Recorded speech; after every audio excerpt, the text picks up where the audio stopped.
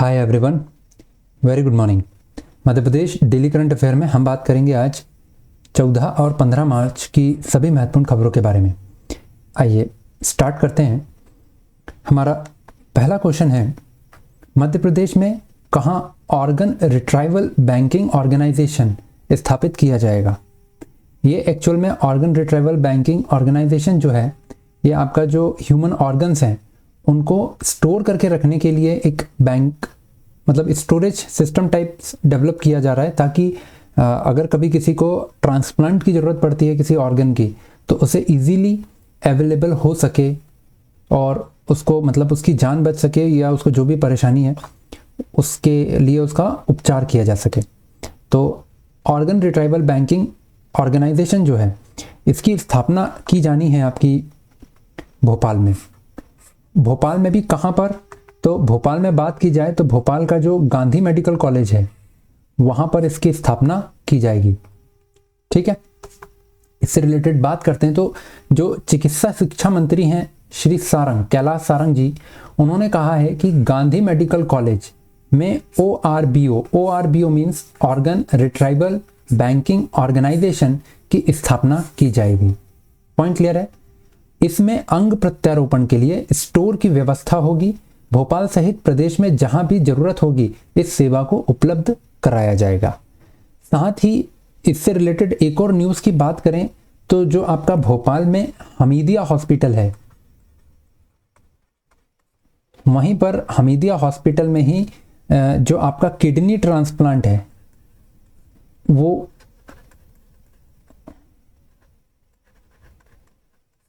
उसकी तैयारी चल रही है और किडनी ट्रांसप्लांट होने वाला है आपका हमीदिया हॉस्पिटल में। तो ये भी याद रखेंगे, हालांकि बहुत ज़्यादा इंपॉर्टेंट नहीं है ये न्यूज़।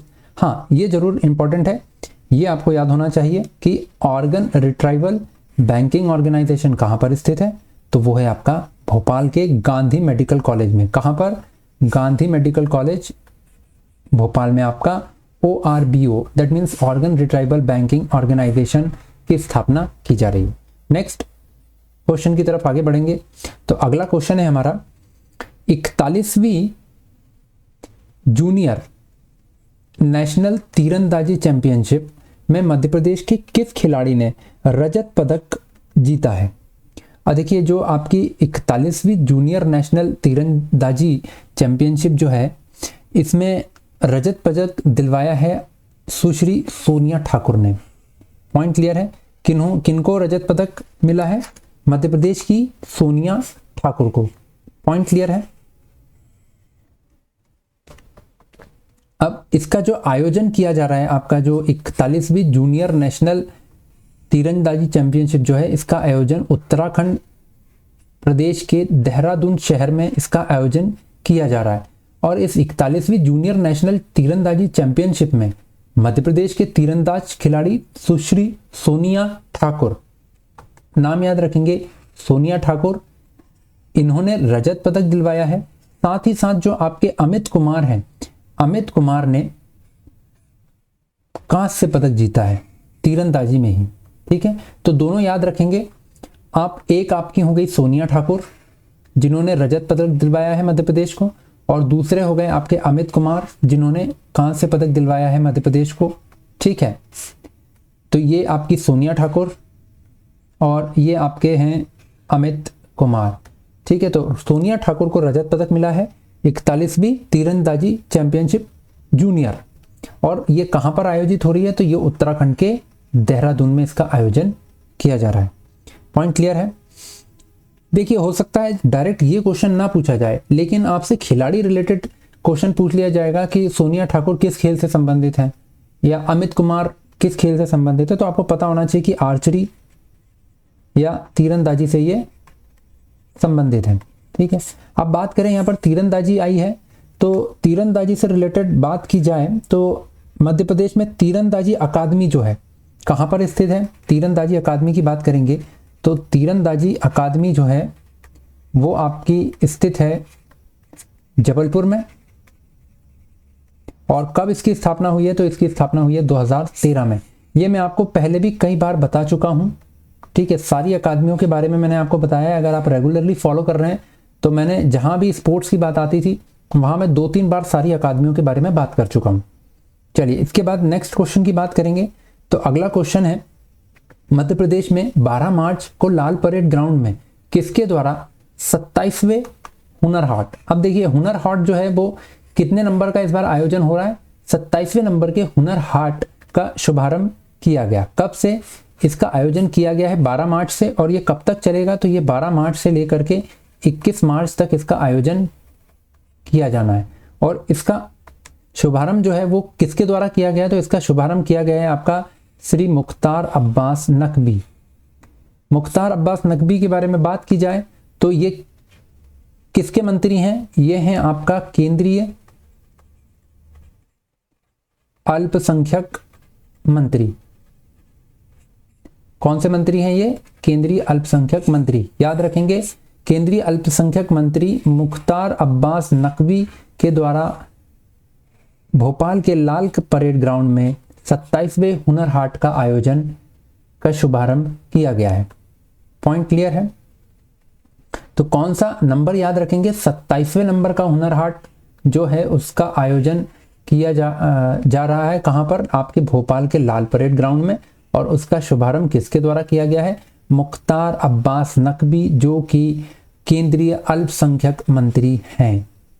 पॉइंट क्लियर है? नेक्स्ट क्वेश्चन पे चलेंगे। अगला क्वेश्चन हमारा है, केंद्रीय परिवहन मंत्री श्री नितिन गडकरी व मुख्यमंत्री शिवराज सिंह चौहान ने सार्थक एड्यूविजन 2021 न्यूज पत्र का विमोचन किया है। यह न्यूज पत्र किसके द्वारा प्रकाशित किया गया है? तो देखिए, ये जो एड्यूविजन 2021 न्यूज पत्र है, इसका प्रकाशन किया गया है आपका माखनलाल चतुर्वेदी राष्ट्रीय पत्रकारिता एवं संचार विश्वविद्यालय। पॉइंट क्लियर है? तो किसके द्वारा इसका प्रकाशन किया गया है? माखनलाल चतुर्वेदी संचार राष्ट्रीय पत्रकारिता एवं संचार विश्वविद्यालय के द्वारा। अब एमसीयू की बात आई है, माखनलाल चतुर्वेदी यूनिवर्सिटी की। तो एमसीयू की स्थापना जो है वो की गई है आपकी 1990 में। याद रखेंगे इस चीज को, स्थापना कब की गई है? 1990 में। और एमसीयू माखनलाल चतुर्वेदी यूनिवर्सिटी में ही एड्यूविजन 2021 न्यूज पत्र का विमोचन किया गया है। किसके द्वारा?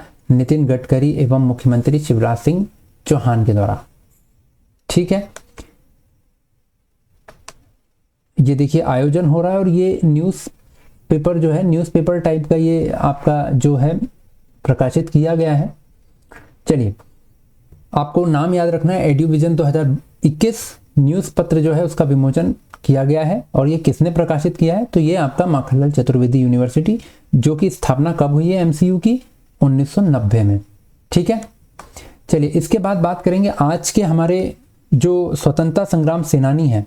मैंने आपको पहले ही बता चुका हूं कि पूरे देश में आज़ादी का अमृत महोत्सव मनाया जा रहा है।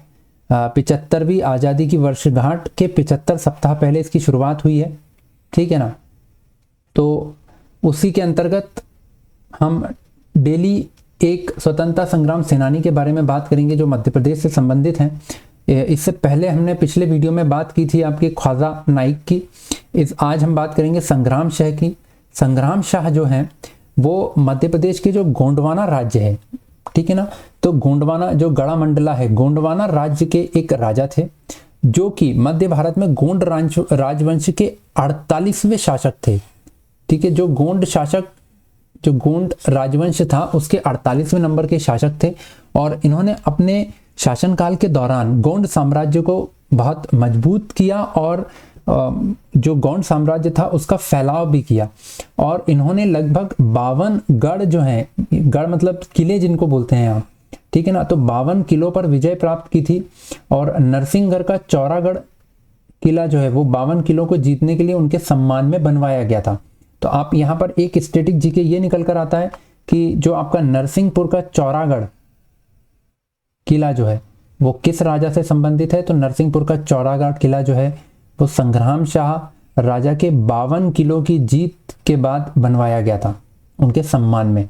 फिर बात की जाए जो आपके दलपत शाह जो है जिनकी जो विवाह है वो रानी दुर्गावती के साथ हुआ था। रानी दुर्गावती आप जानते हैं कि बहुत स्वतंत्रता संग्राम सेनानी रही हैं। ठीक है, जिन्होंने अकबर के साथ भी युद्ध किया, तो उनके साथ इनका विवाह हुआ था रानी दुर्गावती के साथ में।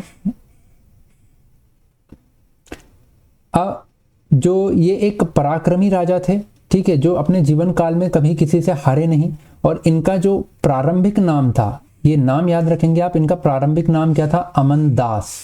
ठीक है, प्रारंभिक नाम आप याद रखेंगे, संग्राम शाह का प्रारंभिक नाम क्या था? अमन दास। और फिर 52 गढ़ों को, किलों को जीतने के बाद उन्होंने अपना नाम बदल लिया था और संग्राम शाह अपना नाम रख लिया था।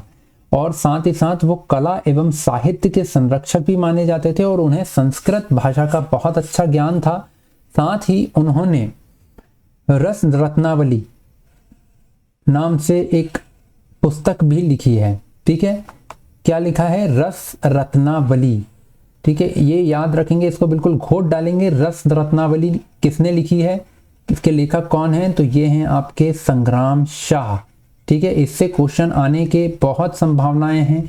आपके पटवारी या कांस्टेबल या और अदर एग्जाम में ये क्वेश्चन बन सकता है कि रस रत्नावली जो है वो किसके द्वारा लिखी गई है? तो रस रत्नावली जो है वो आपकी लिखी गई है संग्राम शाह के द्वारा, जो कि संस्कृत के एक बहुत बड़े ज्ञाता थे। चलिए आज का सेशन यहीं ख़त्म करते हैं। अगर आपको वीडियो अच्छा लग रहा है, हेल्पफुल है, तो प्लीज़ लाइक कीजिए, वीडियो को शेयर कीजिए अपने फ्रेंड्स के बीच में। और अभी तक आपने चैनल को सब्सक्राइब नहीं किया है तो आप चैनल को सब्सक्राइब कर लीजिए ताकि आने वाले वीडियोस के आपको नोटिफिकेशन मिल सके। Thank you.